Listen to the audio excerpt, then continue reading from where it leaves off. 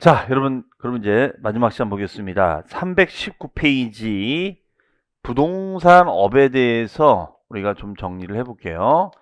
부동산 업. 자, 우리 기본 강의 때도 제가 이제 얘기했습니다만 여러분들 어떻게 제가 이제 강의 외적으로 또 여러분들 직접 못 뵈니까 이렇게 밴드를 통해서 이렇게 문제도 내드리고 하고 있는데 어떻게 잘 따라와 오고 계신지 모르겠습니다.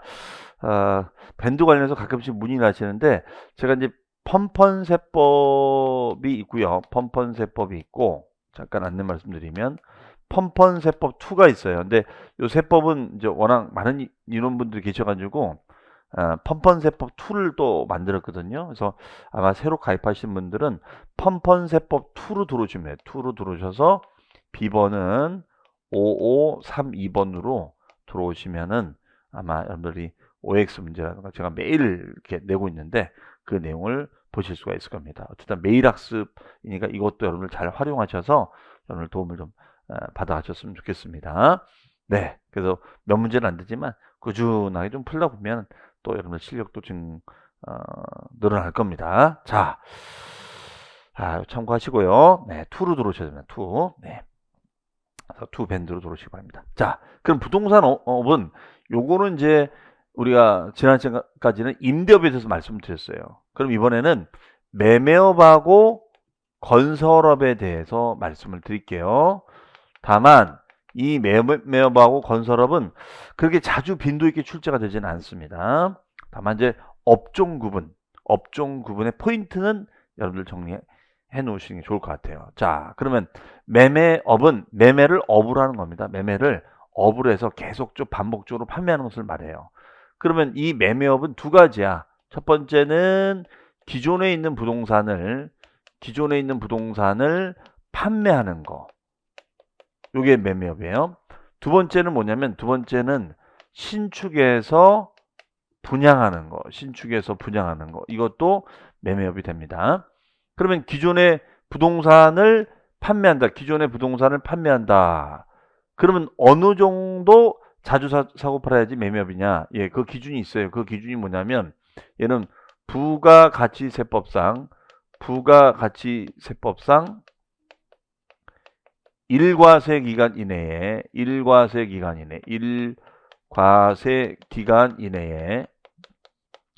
1회 이상을 취득하고 and 2회 이상을 판매를 하게 되면 1회 이상을 취득을 하고 2회 이상을 판매를 하게 되면은 얘는 사업자로 본다.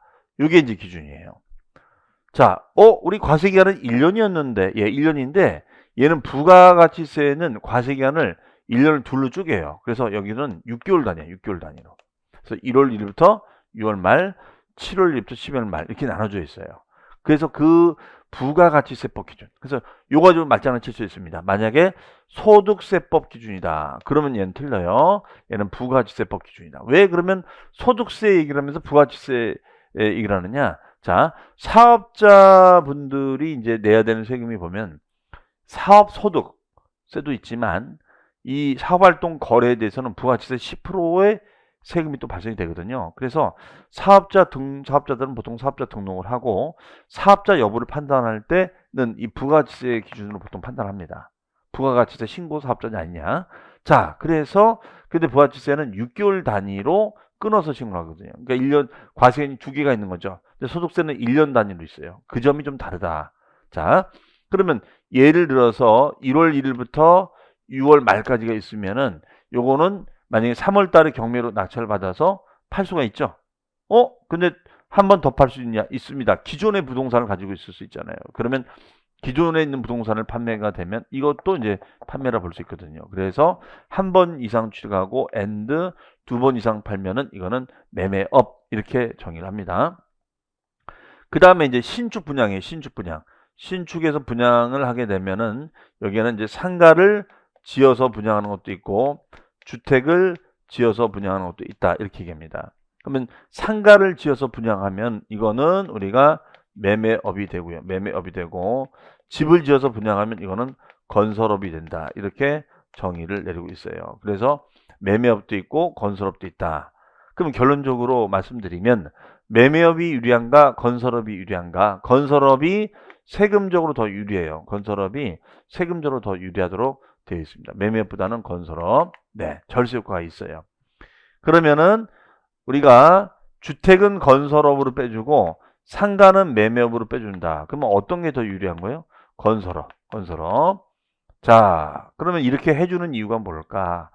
얘는 필요제고 얘는 선택제다 이거야. 얘는 필요제고 선택제. 그러니까 필요제를 또 우대해주는, 이걸 우대해주는 제도다. 이렇게 해석하시면 되겠어요. 그래서 주택을 지어서 분양하면 건설업, 상가를 지어서 분양하면 매매업이 된다. 이렇게 정의를 내리고 있습니다. 자, 요 정도 우리가 정의를 하시면 되겠어요. 그럼 우리 교재 319페이지에 보시면 319페이지 보시면은 거기 부동산업이 보면은 일시적 우발적으로 팔면은 얘는 사업이 아니니까 양도세 신고 대상자가 되는 거지만 계속적 반복적이 되면 얘는 사업자가 되는 거니까 건설업 매매업이 되는 거니까 사업소득자가 된다. 이렇게 됐어요. 그러면 사업소득자하고 양도소득자가 어떤 차이가 있느냐? 양도소득자는 별도로 분류과세가 되는데 사업소득자는 다른 소득과 종합과세가 되는 거거든요. 그런 면에서 좀 차이가 있고, 자, 그 다음에 그 부동산 매매업에 보시면 두 번째 줄에 밑줄 다만 주거용 건물 개발 공급업은 제외한다. 거기 메모돼 있지 않나요? 건설업. 자, 메모돼 있으면은 그냥 확인, 안 돼 있으면 건설업 써놓으시고요. 자, 그 정도 알아두시면 되겠어요. 그 다음에 그 밑에 보시면은 그 더 알아보기에 자기의 땅에다가 상가 동그라미, 상가를 지어서 분양하면 뭐다? 상가를 지어서 분양하면 이거는 매매업이 된다. 이런 얘기 되겠습니다. 그 다음에 이번에 양도비 추식이 이거는 매매가 이거 넘어가겠습니다. 안 보셔도 상관없어요. 자, 321페이지에 가보시면은 321페이지에 상단에 보시면 상단에 거기에 동그라미 3번 박스 보세요. 박스 보시면은 양도소득, 매매소득, 주택신축 판매 건설업 나와 있죠. 자, 그러면 얘네들은 예정신고, 확정신고. 우리 양도소득에서도 우리가 했었을 때 이런 얘기 있었죠. 1월부터 10월 말까지 했으면은 부동산을 양도하자마자 팔자마자 신고하면 그걸 예정신고. 그 다음에 해가 바뀌고 5월 달에 신고하면은 얘는 확정신고. 이렇게 얘기합니다. 그래서 우리가 예정신고 제도가 있고 확정신고 제도가 있다. 이렇게 얘기하는데 결론적으로 양도소득은 예정 확정신고 다 있고 부동산 매매소득은 예정 확정 다 있고 하지만 주택신축 판매나 건설은 예정신고는 없고 확정신고만 있다라고 되어 있어요. 예정신고는 없고 확정신고만 있다. 이렇게 되어 있습니다. 그 다음에 그 하단에 이번에 건설업 이번 밑줄입니다. 주거용 건물 개발. 예, 집을 지어서 분양하면 건설업이다. 매매업이 아니라 건설업이다. 이렇게 되는 거죠. 그럼 그 밑에 보면 이번에 유형이 돼 있어요. 유형. 자,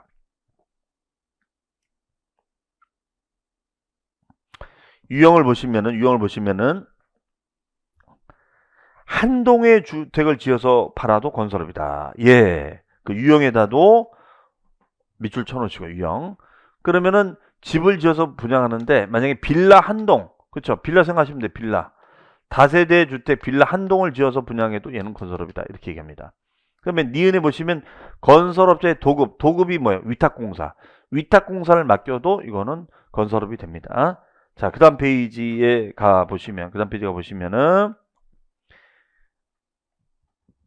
가로 3번에 보시면 확정신고, 예정신고는 없다. 예, 얘는 예정신고는 없는데 팔자마자 신고하는 제도는 없네요. 그냥 건설은 나중에 공사비가 들어가는 거니까 그것만 나중에 5월달에 한꺼번에 신고하라 이런 얘기죠. 그 다음에 4번 겸용주택. 자, 이것도 그냥 가볍게 2만 하면 되겠어요. 이거 뭐 외울 필요 없습니다. 이게 뭐 하는 건지만 이해하시면 되겠어요. 자, 지금 우리는 어떤 얘기를 하고 있냐면 이 얘기예요. 신축 분양했을 때 상가를 지어서 분양하면은 얘는 매매업이 되는데 주택을 지어서 분양하면 건설업이 된다. 이렇게 돼 있어요. 상가를 지어서 분양하면은 매매업이 되지만 주택을 지어서 분양하면 얘는 건설업이다. 이렇게 정의를 내리고 있습니다. 자, 그런데 만약에 뭐 이런 거 생각하실 수 있잖아요. 얘가 만약에 상가주택이야. 상가주택. 응? 상가가 있고 하나, 둘, 셋. 원룸이 있어요. 원룸이 있습니다. 그럼 상가주택을 가지고 있다가 이거를 분양하면 어떻게 되느냐 이거예요. 그럼 이걸 분양했을 때 전체 통으로 분양할 수도 있고 쪼개서 분양할 수도 있잖아요. 그러면 여기 보시면은 하나의 매매 단위로 통으로 하나로 묶어서 분양하면은 어떻게 되냐면 주택 면적이 상가 면적보다 크면 전체를 주택으로 보자. 전체 다가 건설업이 되는데 반해서 각각 쪼개서 분양했을 때는 상가 면적이 주택 면적이 10%도 안 돼요. 그러면은 전체를 건설업으로 보자. 전체를 건설업으로 보자. 자, 이렇게 구성이 되어 있습니다. 그러니까 통으로 분양하느냐, 쪼개서 분양하는 거냐, 이게 달라진다는 거죠. 네, 그래서 전체를 하나의 매매 단위로 분양하면은 얘는 건설업이 되는 거고, 쪼개서 분양하면은 거의 대부분 면적이 주택 면적이니까 건설업으로 본다. 이렇게 해석하시면 되겠습니다. 만약 반대가 됐을 때는 이제 각각 주택 면적은 건설업, 나머지 매매업. 그러면 구분하는 실익이 뭐라고요? 자, 결론부터 말씀드렸어요.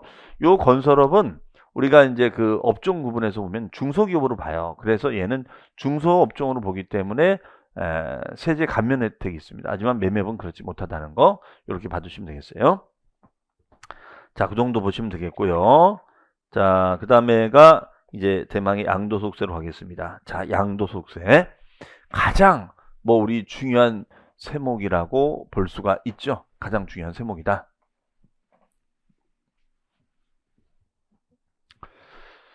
그러면 양도소득세라는 것은 어떤 세목이냐? 여기는 특징이 있지만 다시 한번 우리 소득세를 2시간 동안 정리했으니까 한번 정리해 볼게요. 자, 우리 소득세라는 양도소득세는 우리 배운 걸 응용하면 역시 양도소득세 납세자도 개인입니다. 개인이 1월 1일부터 12월 30일, 즉 이러한 과세 기간 안에 양도를 하게 되면은 납세무가 성립이 돼요.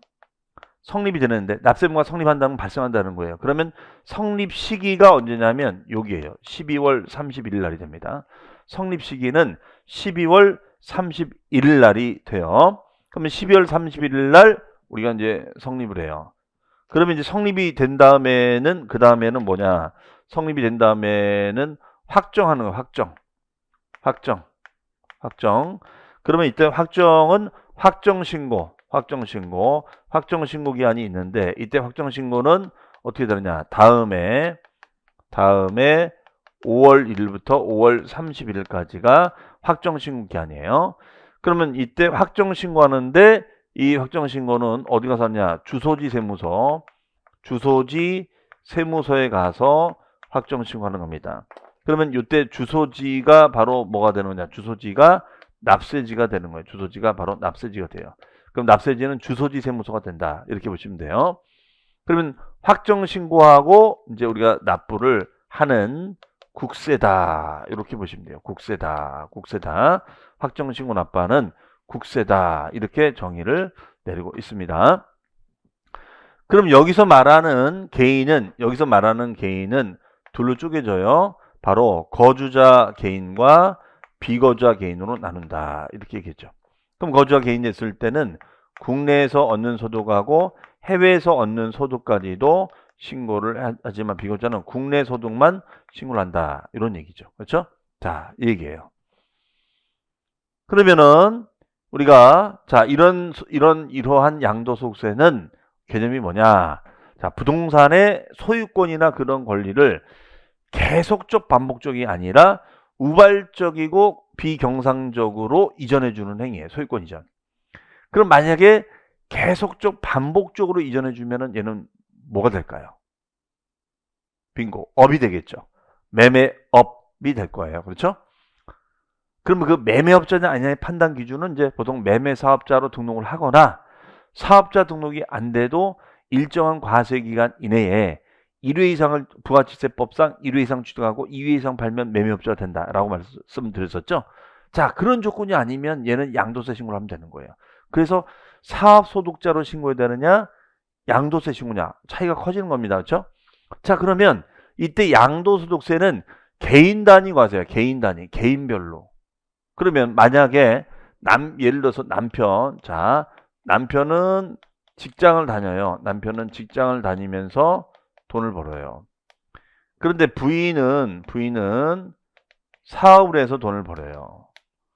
그럼 직장 소득과 사업 소득은 어떻게 한다? 이거는 합산하는 것이 아니라 인별로 우리가 따지자겠죠. 인별로. 네. 그리고 이 양도소득세는 신고 납부주의다. 신고 나쁘다. 얘는 신고 나쁘다. 그러면 이 신고 납부는 언제까지냐? 예정 신고 제도가 있고 확정 신고 제도가 있는데, 자, 이거죠. 부동산을 팔자마자 신고하면은 이 제도는 바로 예정 신고 제도가 됩니다. 예정 신고 제도가 되고, 그 다음에 끝나고 나서 다음에 5월 달에 신고하면 확정 신고가 되는 거예요. 그래서 결과적으로 예정 신고 제도도 있고 확정 신고 제도도 있다. 이렇게 정의를 합니다. 그리고 양도에 판단할 때는 얘는 실질주의 과세, 실질과세다. 즉 등기나 등록 허가 여부에 관계없이 얘는 과세랍니다. 즉 미등기가 될지라도 허가가 안 됐을지라도 실질적인 이전이 됐다면 얘는 양도다. 그럼 얘는 과세할 수 있다는 거예요. 이것을 실질과세라고 정의합니다. 그 다음에 얘는 분할 납부가 가능해요. 그럼 분할 납부가 되려면 얘는 얼마를 초과해야 되느냐?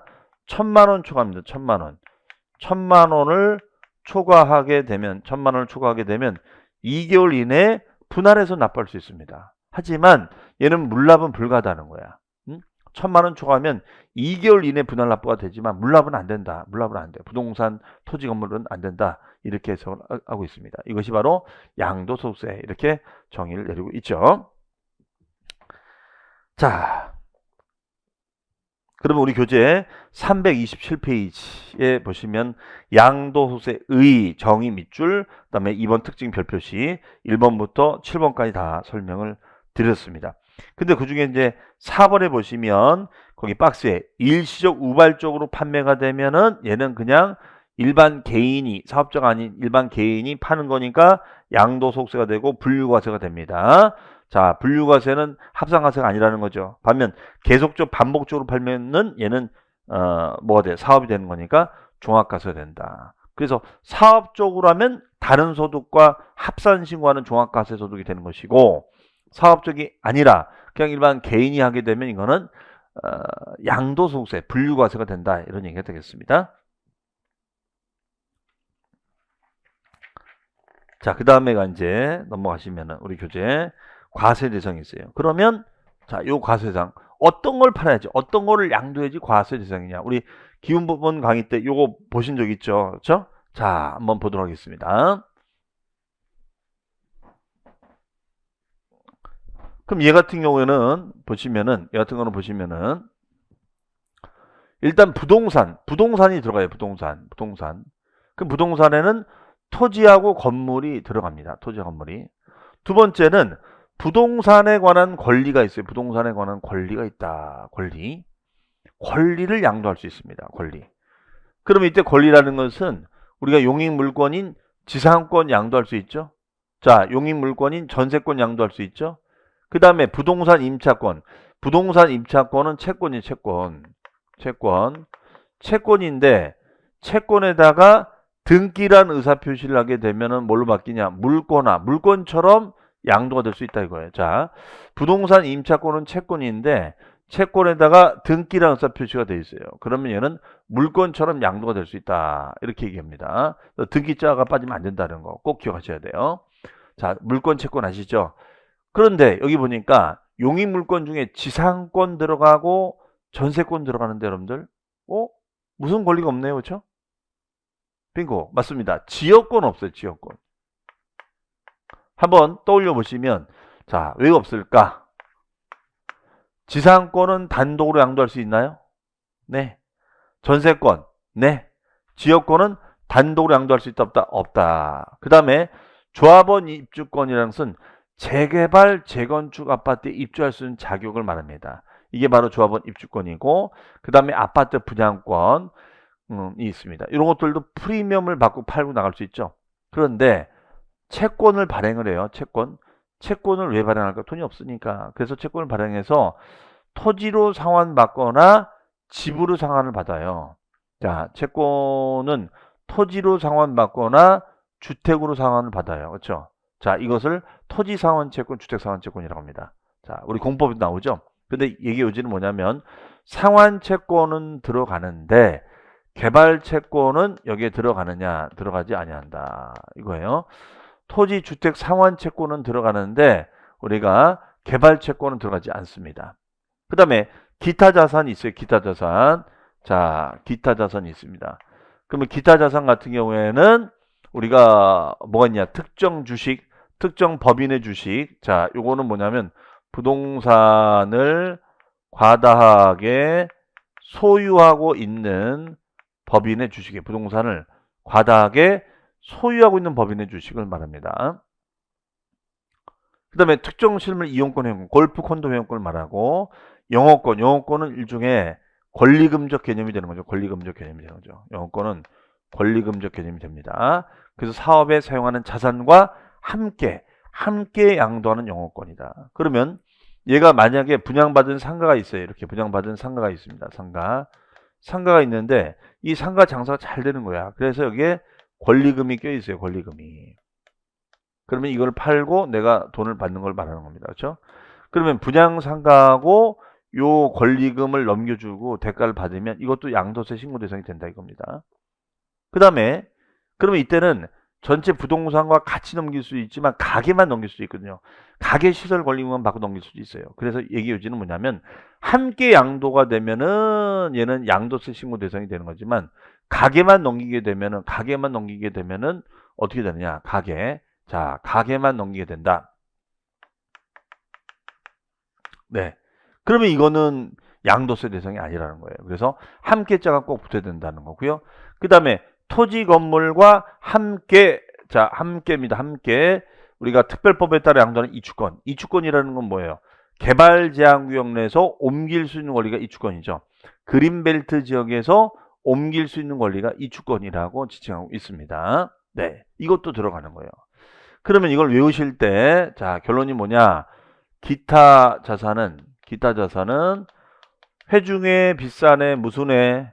이거 제가 암기하는 방법 말씀드렸었죠. 회중에 비싼에 무슨 해가 있었죠? 빙고, 특회. 그렇죠? 그러면 특회를 먹으면 어때요? 영 맛있어요. 누구랑 먹어야 돼요? 박씨, 이씨, 김씨, 이씨. 아, 이주권이 있었네요. 이주권. 그래서 특은 특정 주식, 회는 회원권, 영어권, 이는 이주권이 되겠습니다. 이러한 자산을 말한다라고 보시면 되겠어요. 그러면 주식하고 파생상품 신탁수익권이 있는데 이거는 그냥 뭐 거의 출제를 안 하니까 다만 여기서 이제 특정 주식하고 법인의 주식 얘는 여기 왜 나왔느냐? 자, 여기에 들어가야 되는데 근데 여기 보시면 상장회사는 대주주만 들어가지만 여기는 뭐냐? 이때 특정의 의미는 어떤 혜택을 주는 것이 아니라 제가 뭐 속된 말로 찍힌 거다. 너는 찍혔다. 규제하겠다 이런 얘기 있었어요. 그래서 제가 이런 그림을 그린 적이 있어요. 만약에 여기는 요 회사 A라는 A사가 있고 여기 B사가 있는데 요 회사는 이런 굴뚝이 있습니다. 그러면 요 굴뚝이 있으면 요게 이제 공장이 되는 거예요. 공장. 자, 이게 공장이야. 그런데 이 회사는 상장이 되어 있습니다. 그럼 상장이 되어 있으면 이 회사는 대주주만 양도세 신고를 해라 이런 얘기예요. 그런데 B사 같은 경우는 뭐냐면 자, 이런 우리가 미끄럼틀이 있고 자, 뭐 이제 이렇게 되는 거예요. 지글지글. 그러면 얘 같은 경우에는 미끄럼틀이 있고 요게 있다. 그럼 결론적으로 뭐냐? 요거는 찜방이 되는 거고 이렇게 되어 있습니다. 그러면 이런 상태를 말하는 거예요. 그럼 이거는 뭐냐? 완전 레저야, 레저. 그렇죠? 레저입니다. 그럼 이거 같은 경우는 그냥 놀고 먹는 거죠. 이걸 우리가 워터파크라고 했었잖아요. 바로 이런 회사의 주식은 규제하겠다는 겁니다. 세법상. 그래서 이런 회사의 주식은 규제하겠습니다. 이런 회사의 주식은 규제하겠습니다. 규제하겠다 이거 규제하겠다. 이런 회사의 주식은 규제하겠습니다. 이거예요. 그래서 이거에 대해 이거를 팔게 되면 그 피해 재산 신고를 해라. 이렇게 얘기가 되는 것이죠. 네. 그래서 우리가 영어권 권리금은 사업에 쓰는 자산과 함께라는 단어가 들어가야 되고 이주권도 함께라는 단어가 꼭 들어가야 된다. 자, 주식은 건너뛰고요. 네, 이렇게 보시면 되겠습니다. 그러면 신고 대상이 된다. 그래서 이런 주식을 특정 주식이라고 지칭하고 있습니다.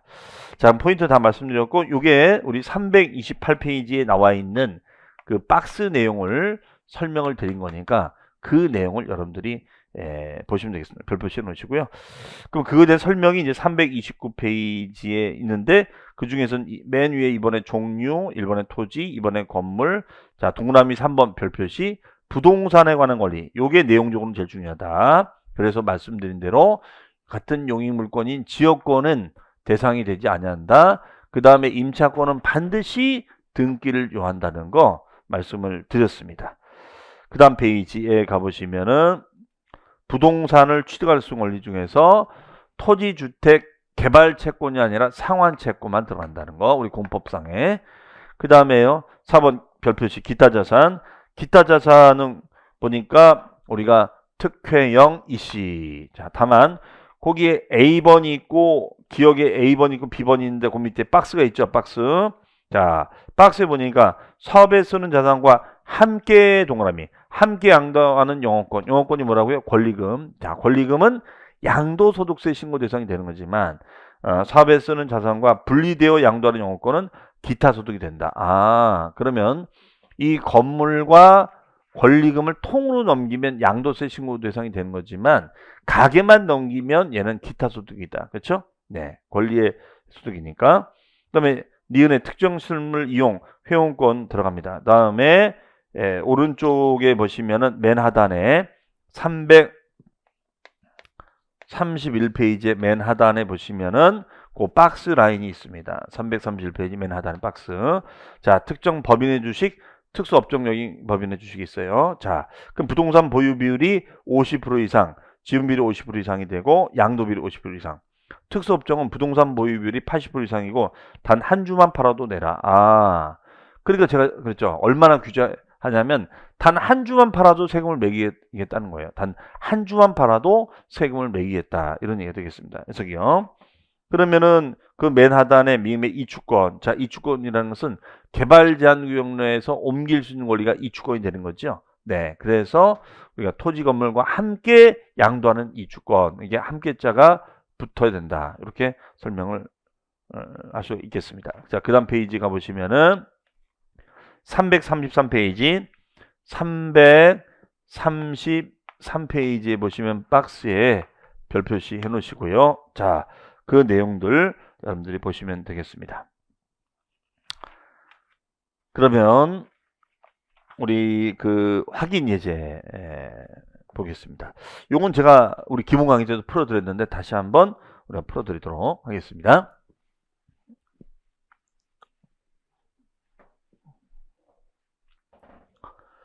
그럼 여기 보시면 소득세법상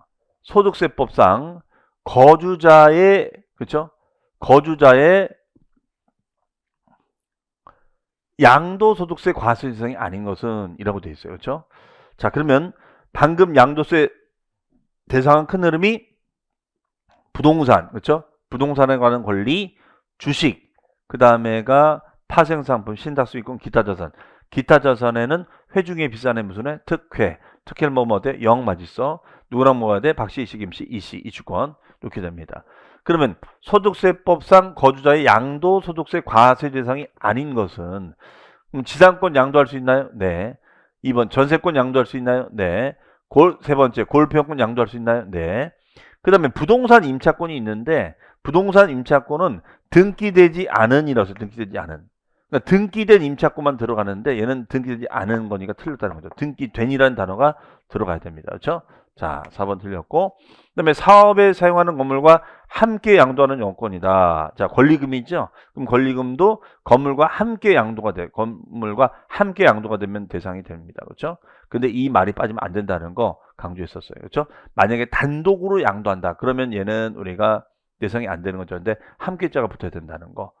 자, 정답은 4번이 되겠습니다. 그러니까 이걸 무작정 외우지 마시고 논리로 풀어가자 이거죠. 자, 부동산 임차권은 채권이다. 근데 등기를 요해야지만이 물권화될 수가 있다더라. 그렇죠? 자, 근데 등기자가 빠지면 안 된다는 거. 자, 4번이 답이 되겠죠. 그 다음에 이제 양도의 개념인 형태가 있습니다. 자, 별표시. 요거 우리 제가 기본 강의 때도 중요하다라고 했었습니다. 자, 이 내용에서는 지금 이런 단어들이 나오면 양도로 본다. 이런 단어들이 양도가 되지 않는다. 그러면 시험 문제는 이런 자료를 쭉 주고 양도냐 아니냐 이게 나열이 되는데 이 단어들이 주로 뭐냐면 우리 민법이라든가 공법이나 공시법 등에 나오는 용어들이다 이거죠. 자, 그래서 이 용어에 대한 개념을 이제 한번 살펴보도록 하겠습니다. 자, 양도 그대로 직역해서 쉽게 풀어서 말씀드리면 판다, 땅을 판다, 건물을 판다, 집을 판다 이런 걸 말합니다. 땅을 판다, 집을 판다, 건물을 판다 이런 개념이 되는 거예요. 자, 그러면 이때 양도라는 것은 뭐냐? 이때 양도라는 것은 이렇게 정의를 하죠. 양도라는 것은 내가 가지고 있는 부동산의 소유권, 내가 가지고 있는 부동산의 소유권이 이전되는 행위를 말해요. 이전되는 행위를 말한다. 이렇게 얘기해요. 내가 가지고 있는 땅이나 건물의 소유권을 이전해주는 행위를 말합니다. 이것을 양도.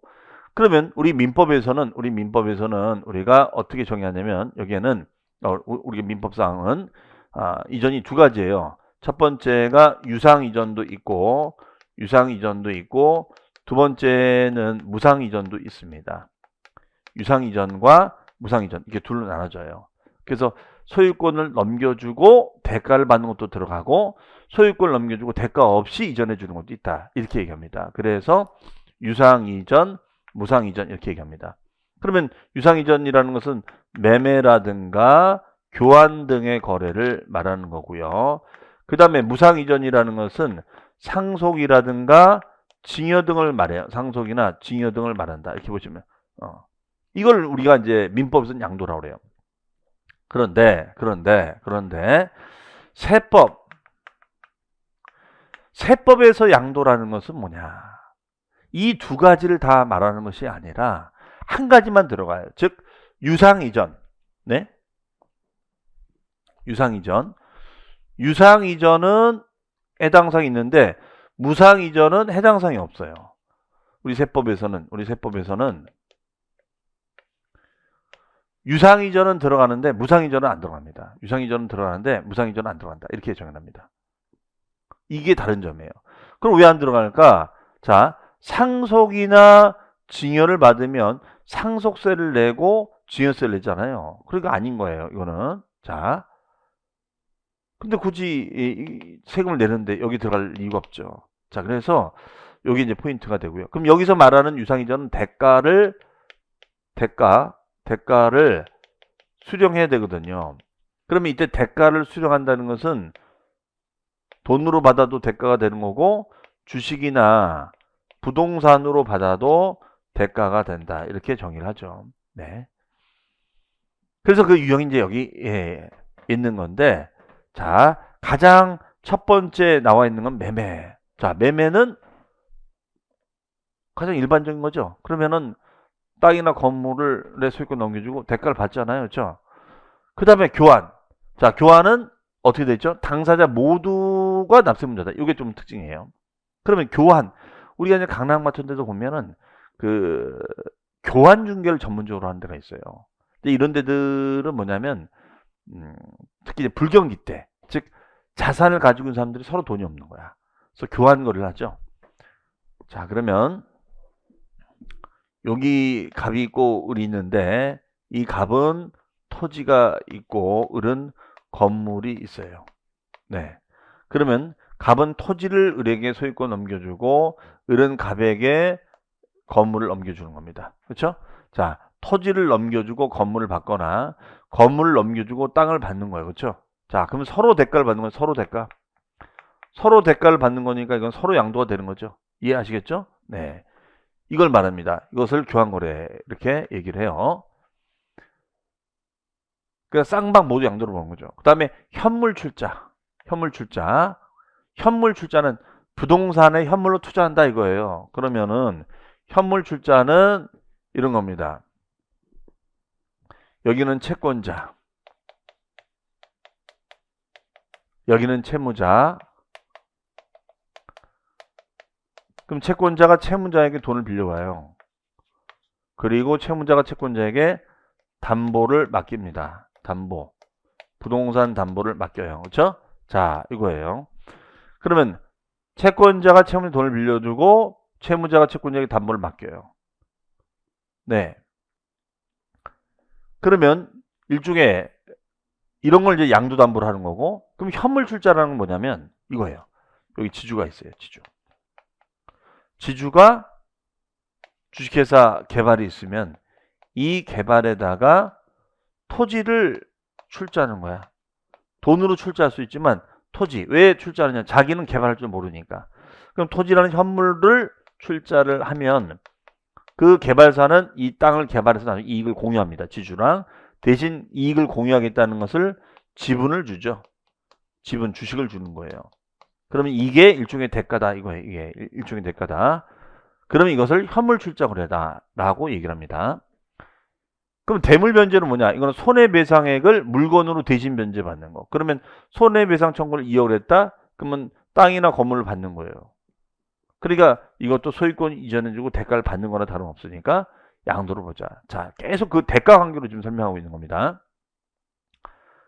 그 다음에 부담보증. 요게 내용적으로는 제일 중요해. 단독 문제로 시험에 나온 적도 있습니다. 자, 그러면 여기까지 잠깐 확인해 보면요. 저희 교재 보시면 334페이지에 334페이지에 가 보시면 거기에 양도의 개념 정의 다 읽어보셔야 되는데 거기 키워드가 자 밑줄 등기 등록에 관계없다. 그리고 유상으로 사실상 이전. 네, 소유권 이전해 줄 때 보통 등기를 넘기는데 설사 등기 등록을 하지 않다 하더라도 대가를 받으면 양도를 보자. 그래서 이번에 유상 이전 밑줄 세 번째 사실상 이전. 사실상 이전이라는 것은 등기 등록에 관계없다는 거예요. 그 다음에 오른쪽에 보시면 양도 형태. 자, 1번에 매도자가 내는 거고, 교환은 쌍방의 밑줄, 현물 출자. 그럼 그림을 보시면 출자자가 토지 건물을 현물로 투자해주고 주식을 발행받으면 이 주식이 대가가 되는 거죠. 네, 이렇게 보시면 되겠습니다. 그러면은 그 출자자 개인이 양도세를 내는 겁니다. 그 다음 페이지 보시면 동그라미 4번의 대물 변제. 자, 채권자가 채무자에게 금전을 빌려주고 우리가 대물로 받는 거예요. 그럼 금전을 빌려주고 대신 대물로 받으면 이것도 대가 관계다. 이렇게 볼 수 있겠죠. 그 다음에가 5번의 수용. 수용도 있습니다. 수용이나 경매나 공매는 이건 특징이 뭐냐? 자발적 처분일까요? 비자발적 처분일까요? 비자발적 처분이거든요. 비자발적 필요 없어요. 돈 받은 거잖아. 그렇죠? 그럼 돈 대가를 받았다면 이것도 양도로 볼 수 있다. 이런 얘기입니다. 그 다음에 6번에 부담부 증여. 자, 부담부 증여는 거기 그림이 있지만 자, 얘는 제가 이 그림을 많이 그렸죠. 여기는 증여자가 있고 여기는 수증자가 있다. 그렇죠? 그림 기억하시면 되겠습니다. 여기는 증여 금액이 1억을 증여하기로 했고, 그렇죠? 여기는 채무액이 있는데 채무가 4천만 원 있다. 지금 요거란 말이에요. 그렇죠? 그러면 1억을 증여해 주기로 했는데 4천의 채무를 인수하기로 한 의사표시. 이걸 부담부 증여금을 한다고 하죠. 그럼 우리 세법은 형식상 증여금액은 1억이지만 사실관계는 뭐냐? 자, 그럼 전체 형식상 1억을 증여받기로 하고 4천을 인수하겠다는 것은 마치 수증자가 4천을 증여자에게 줘서 증여자가 갚나, 증여자가 대신 갚아주나 똑같은 거죠. 수증자가 4천을 줘서 갚나, 증여자가 대신 갚아주나 똑같은 얘기죠. 그렇죠? 자, 이것을 말한다. 이런 얘기. 이것을 말한다.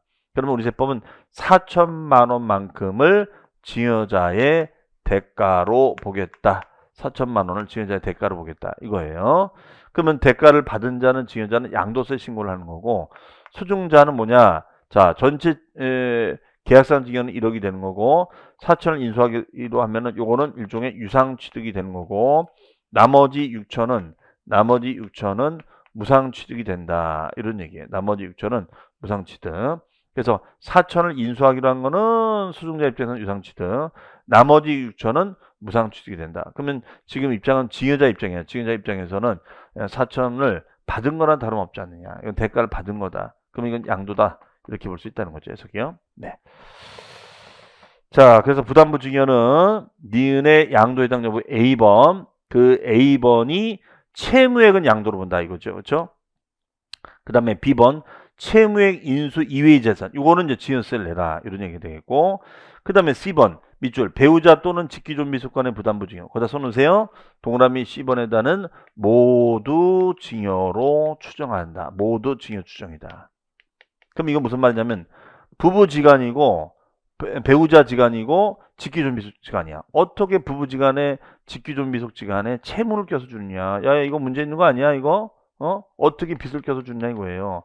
채무 아버지가 아들이다. 남편과 부인이다. 그러면 아들한테 빚을 껴서 준다? 아버지 왜 이러세요? 이럴 수 있겠죠. 그러면 국세청은 이 채무를 의심하겠다는 거야.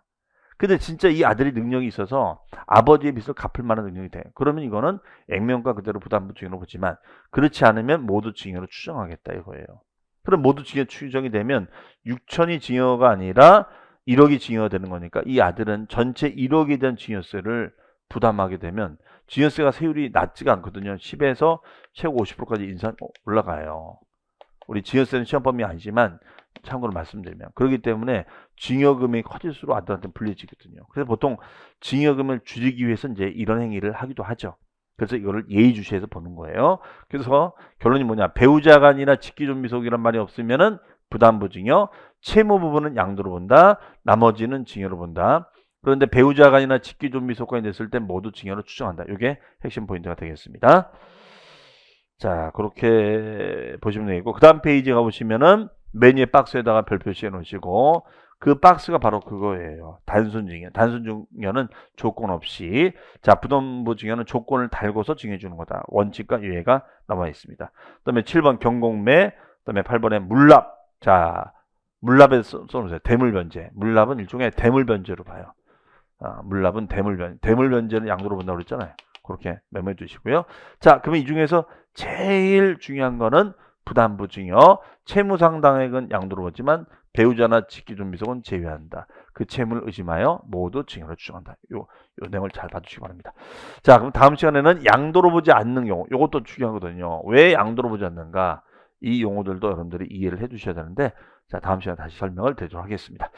자, 그러면은 오늘 심화 강의 1주차 강의는 이 정도에서 마무리하고요. 다음 시간에 이어서 하겠습니다. 자, 어쨌든 여러분들 3월 이제 큰 마음 또 잡수시고 이제 또 진행합니다.